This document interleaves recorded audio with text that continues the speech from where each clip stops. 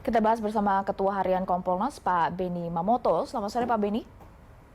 Selamat sore. Ya, Pak Beni, Anda ikut dalam olah TKP yang dilanjutkan dengan gelar perkara. Kemarin, Kompolnas melihat memang ini sudah on the track, artinya hanya dugaan kelalaian, tidak ada faktor lainnya atau sebaliknya?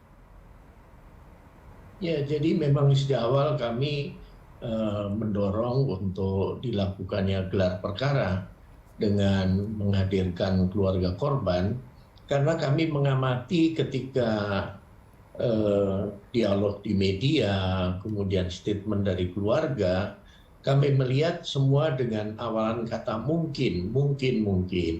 Nah, oleh sebab itu untuk lebih memperjelas dan tidak terjadi spekulasi, kami sarankan untuk ketika gelar dihadirkan pihak keluarga. Nah, ketika hadir menerima paparan dari Kasat Reskrim, mendengar langsung fakta-fakta yang sudah diungkap oleh penyidik, dikaitkan dengan keterangan para saksi dan tersangka, serta pemeriksaan secara saintifik, jejak digital, komunikasi, CCTV dan sebagainya. Disitulah kemudian keluarga menjadi lebih jelas lagi lah duduk masalahnya seperti apa. Jadi kemarin pihak keluarga juga sudah menyampaikan rasa terima kasih kepada Bapak Kapolres karena akhirnya bisa mendengar langsung hasil penyidikan itu. Ini menjadi penting menurut kami, sekali lagi supaya bisa menekan spekulasi-spekulasi yang dianalisis tetapi tidak berdasarkan fakta yang ditemukan di lapangan. Dan menurut Anda kehadiran keluarga kemarin sudah menjawab? Ya, paling tidak keluarga akhirnya bisa tahu secara runut ya. Dari awal sebelum kejadian H-1 itu ada komunikasi bagaimana, kemudian pada hari H juga demikian.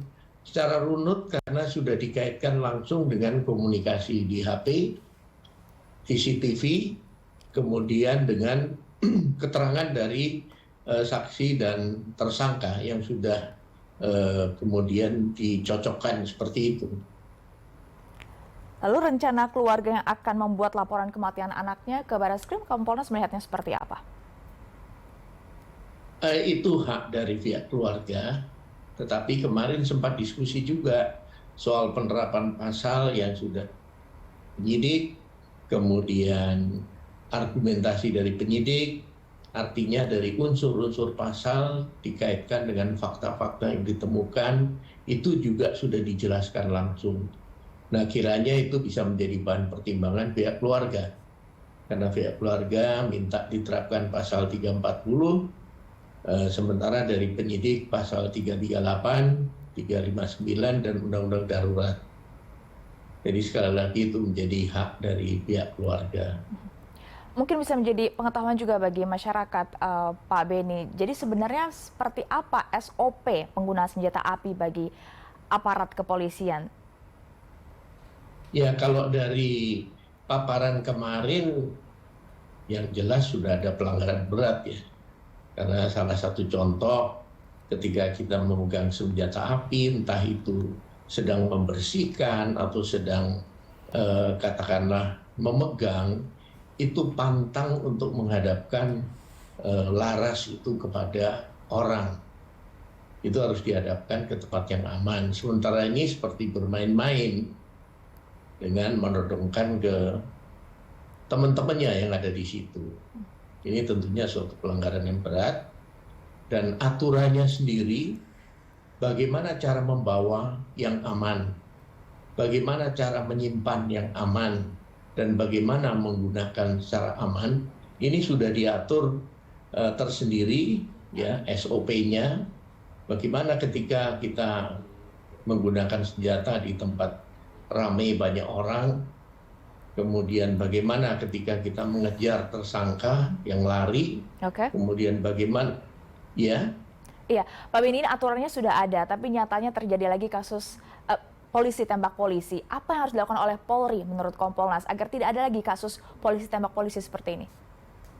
Yang kami harapkan adalah pembinaan dan pengawasan oleh atasan langsung menjadi penting. Pertama, ketika anggota itu diberikan senjata api, tentunya sudah melalui proses tes dan sebagainya, kemudian latihan. Nah, kami lihat kelemahan di sini di beberapa temuan kami di lapangan, latihan sangat kurang, latihan dengan peluru tajam. Nah, ini perlu diimbangi dengan latihan kering tanpa peluru tajam menghadap tembok. Ini untuk mengolah keterampilan anggota dalam menggunakan senjata api. Kemudian yang berikutnya, pengawasan atasan langsung menjadi penting. Contoh, bagaimana dengan surat senjata, masih hidup atau tidak. Yang kedua, kebersihannya, jumlah peluru. Ketika berkurang dari jumlah yang diberikan, tentunya dipertanyakan kemana peluru itu digunakan untuk apa dan sebagainya. Ini penting sekali dilakukan pengecekan secara terus-menerus, termasuk pelatihan. Sekali lagi, tidak perlu harus di lapangan tembak, cukup menghadap tembok saja, itu sudah bisa dilakukan latihan kering terus-menerus, supaya anggota betul-betul terampil menggunakan senjata. Nah, soal SOP, larangan-larangan, menembakkan peringatan, arahnya harus jelas. Kalau di lingkungan gedung pencakar langit atau gedung-gedung bertingkat harus lebih hati-hati arahnya, tidak boleh ke bawah kalau di bawah itu bukan tanah tetapi aspal dan sebagainya. Ini semua disampaikan ketika diberikan pelatihan atau pembinaan oleh atasan. Baik, tentu kita tidak harapkan ada lagi kasus polisi tembak polisi, dan spesifik untuk kasus ini tentu semua warga masyarakat berharap agar diusut secara transparan. Terima kasih banyak Pak Benny Mamoto, Ketua Harian Kompolnas, sudah meluangkan waktu bersama Berita Satu Sore.